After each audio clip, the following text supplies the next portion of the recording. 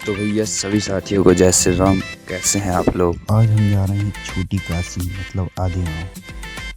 ये देवरी कला लगभग 19 किलोमीटर की दूरी पर है। चलो रोम रोम भाइयों, सिस्टम पार देंगे। तो आइए देख मजा आएगा।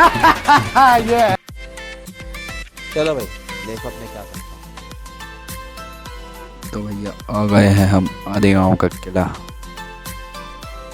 केला देखने के लिए जा रहे हैं ऊपर।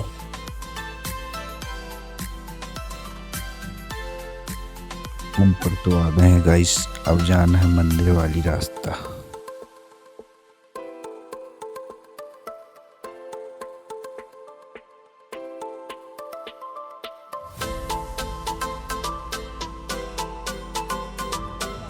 तो अब हम पहुंच गए हैं मंदिर के प्रवेश द्वार पर।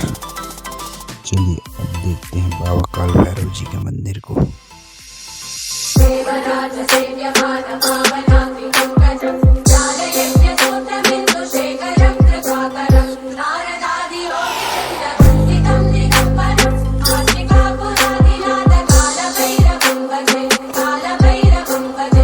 इसके आगे की जानकारी हमारी एआई वॉइस देगी। अब नमस्कार मित्रों, आज हम आपको ले चल रहे हैं मध्य प्रदेश की एक ऐसी रहस्यमयी और पवित्र जगह पर जिसके बारे में बहुत कम लोग जानते हैं।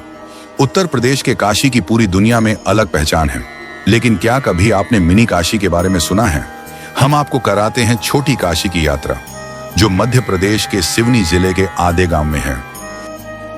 लखनादौन से आधे गांव लगभग 20 किलोमीटर की दूरी में स्थित है।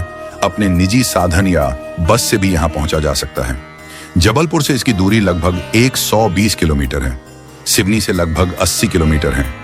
आधे गांव किला स्थल वर्ष के प्रत्येक मौसम में चालू रहता है। सुबह 5 बजे से शाम 7 बजे तक 8 बजे तक पर्यटन स्थल चालू रहता है।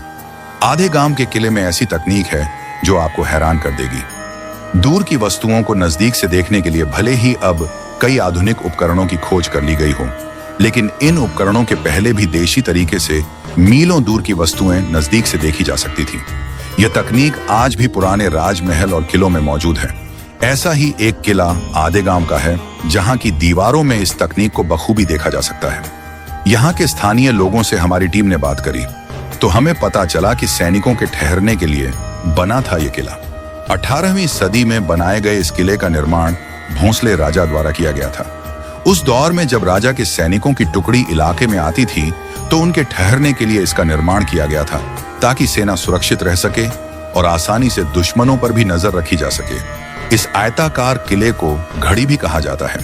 इसके निर्माण की नींव नागपुर के मराठा शासक रघुजी भोंसले के शासन काल में 18वीं शती में उनके गुरु नर्मदा भारती ने डाली थी। इन्हें भोंसले राज्य शासन ने 84 गांवों की जागीर दी गई थी। उन्हीं के द्वारा घड़ी के भीतर काल भैरव के मंदिर का निर्माण हुआ। नर्मदा भारती से यह किला शिष्य परंपरा से भैरव भारती, धोखल भारतीय एवं दौलत भारती से ब्रिटिश शासन ने अपने आधिपत्य में ले लिया। वर्तमान में इस किले की ऊंची 4 दीवारी और बुर्ज ही शेष है। आंतरिक महल ध्वस्त हो चुका है। किले के अंदर काल भैरव जी का मंदिर है, जहां काल भैरव, बटुक भैरव तथा नाग भैरव की सुंदर प्रतिमाएं हैं। इस विशाल किले का निर्माण ईंट, पत्थर व चूना मिट्टी से करवाया गया था। किले की बाहरी दीवारें आज भी मजबूती के साथ अडिग होकर खड़ी हैं। सदियां बीत गई, लेकिन इन्हें कोई नुकसान नहीं हुआ है। किले में भगवान काल भैरव का प्राचीन मंदिर है, जो लोगों के लिए आस्था का केंद्र बना हुआ है। पुरातत्व विभाग द्वारा संरक्षित इस किले को देखने आज भी दूर दूर से लोग आधे गांव पहुंचते हैं। किले के पिछले हिस्से में एक बड़ा तालाब भी मौजूद है। किले की ऊंची दीवारें चारों ओर करीब 3 एकड़ में फैली हुई हैं। बाहरी दीवार बुर्ज को छोड़कर आंतरिक सभी संरचनाएं ध्वस्त हो चुकी हैं। इसका मुख्य द्वार पूर्वमुखी है, जबकि दूसरा दरवाजा पश्चिम की तरफ खुलता है। इतिहास के जानकारों के मुताबिक मराठा शासक रघुजी भोंसले के गुरु नर्मदा भारती का शासन केंद्र यही आधे गांव था। सैनिकों के लिए आधे गांव में किले का निर्माण कराया गया था। इस किले का आंतरिक महल अब ध्वस्त हो चुका है। 1 दशक पहले पुरातत्व विभाग द्वारा किले के अंदर खुदाई कराई थी। इस दौरान यहाँ कक्ष, बरामदे व अन्य संरचनाएं होने के सबूत मिले थे। बाद में खुदाई कार्य बंद कर दिया गया। किले के इतिहास की ज्यादा जानकारी पुरातत्व विभाग के पास भी मौजूद नहीं है। यहाँ की एक रोचक और रहस्य बात इस किले में मौजूद है श्यामलता का दुर्लभ वृक्ष। किले के पिछले हिस्से में तालाब के नजदीक श्यामलता का विशाल वृक्ष है। कहा जाता है कि दुर्लभ श्यामलता के वृक्ष की पत्तियों में श्री राधा कृष्ण का नाम लिखा दिखाई देता है। वृक्ष कब और किसने लगाया, ये आज भी लोगों के लिए रहस्य की बात है। इस किले में ऐसे बहुत से रहस्य छुपे हैं जो आज भी सामने नहीं आए हैं। स्थानीय लोगों के अनुसार उक्त वृक्ष का महत्व इसलिए और अधिक माना जाता है, श्यामलता के साथ चंपू का वृक्ष भी साथ है। शास्त्रों के अनुसार श्यामलता में भगवान श्री कृष्ण व चंपू के वृक्ष में राधा रानी का वास होता है। इन दोनों वृक्षों का संगम देश में विरले ही स्थानों पर देखा गया है। ये स्थान 3 भैरवनाथ का संगम आस्था का केंद्र है। ग्रामीण बताते हैं कि इस मंदिर में एक साथ 3 भैरव बाबा का संगम है।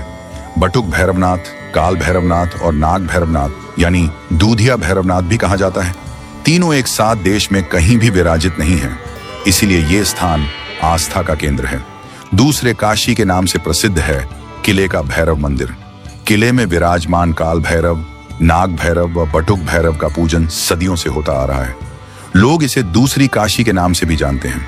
स्थानीय बुजुर्ग बताते हैं कि काशी की तरह यहाँ पर भगवान काल भैरव की खड़े स्वरूप में प्राचीन प्रतिमा स्थापित है। यहाँ पर भैरव अष्टमी बड़े ही धूमधाम से मनाई जाती है। तो अगली बार जब आप मध्य प्रदेश आएं तो इस छोटी काशी आधे गांव के दर्शन जरूर करें। Please to channel my Sakrapara